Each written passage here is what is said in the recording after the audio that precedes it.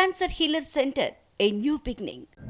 ప్రతిరోజు అరిగిపోయిన gram phone record లాగా ముఖ్యమంత్రి నుంచి మొదలు పెడితే మరి మంత్రుల దాకా అందరూ ఒకటే మాట, ప్రజాపాలన, ఇందిరమ్మ ప్రభుత్వం అని చెప్తారు. కానీ నిన్న గవర్నర్ గారు ఉభయ సభల్ని ఉద్దేశించి చేసిన ప్రసంగం మీద, అందులోని డొల్లతనం మీద, అందులో చెప్పిన పసలేని విషయాల మీద, అందులో చెప్పిన పచ్చి అబద్ధాల మీద ఈరోజు మా పార్టీ తరపున శాసనసభలో గౌరవనీయులు మాజీ మంత్రివర్యులు సూర్యాపేట శాసనసభ్యులు పెద్దలు జగదీశ్వర్ రెడ్డి గారు మాట్లాడడం మొదలుపెట్టి కేవలం 10 నిమిషాలు కూడా కాకముందే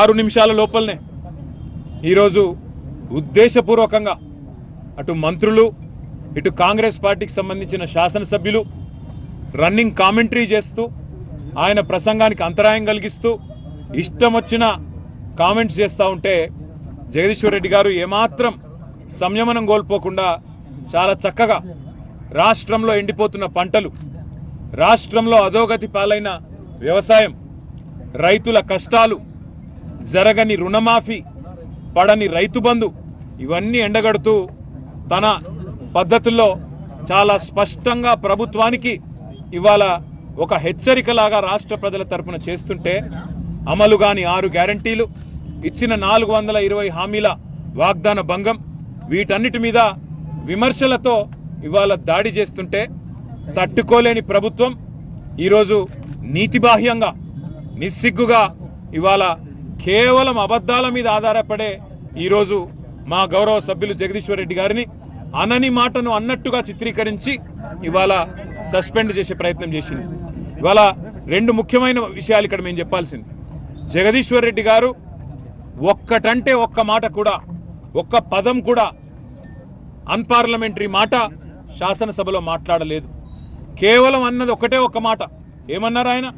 స్పీకర్ గారు, మీరు మాకందరికీ తండ్రి లాంటి వారు, మీరు మా అందరి తరపున అక్కడ ఉన్నారు, మా అందరి హక్కులు మీరే కాపాడాలి అని ఆక్రోశం వ్యక్తం చేశారు. ఇవాళ మా గౌరవ సభ్యులు జగదీశ్వర్ రెడ్డి గారిని ఏదైతే ఈ సమావేశాలు ముగిసేంత వరకు సస్పెండ్ చేస్తున్నామని చెప్పి ఏకపక్షంగా నియంతృత్వ పోకడలతో ఈ రాష్ట్ర ప్రభుత్వం 5 గంటలు సభను వాయిదా వేసి ఢిల్లీలో ఉండే రేవంత్ రెడ్డి గారి ఆదేశం మేరకు గొంతు నొక్కి మా కనీసం ఉరిశిక్ష వేసే ముందు కూడా ఆ ఉరిశిక్ష ఎవరికైతే విధిస్తారో వారికి తమ వాదన చెప్పుకునే అవకాశం ఇస్తారు.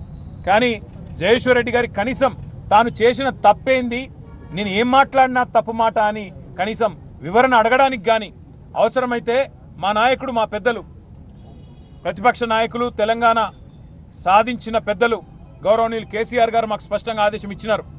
స్పీకర్ గారు పెద్దవారు, ఒకవేళ ఆయన బాధపడి ఉంటే ఏం పర్వాలేదు, మీరు విచారం వ్యక్తం చేయండి, తదనంతరం సభను సజావుగా జరిగేటట్టు సహకరించండి అని చెప్పి మాకు ఆదేశం ఇచ్చినారు.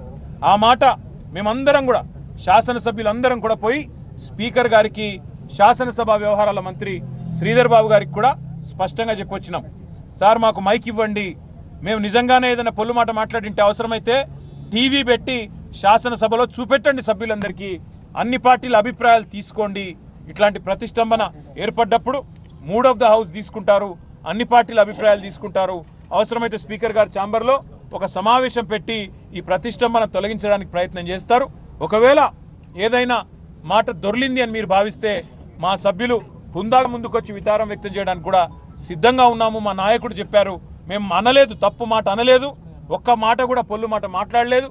అయినా సరే స్పీకర్ గారి మీద ఉండే గౌరవంతో, ఆ పదవి మీద, ఆ రాజ్యాంగబద్ధమైన వ్యవస్థ మీద ఉండే గౌరవంతో మేము అవసరమైతే విచారం వ్యక్తం చేసి సభ సజావుగా జరగడానికి సహకరిస్తామని చెప్పి హుందాగా మేము పోయి స్పీకర్ గారికి, శాసనసభ వ్యవహారాల మంత్రి గారికి చెప్పిన cancer healer centre, a new beginning.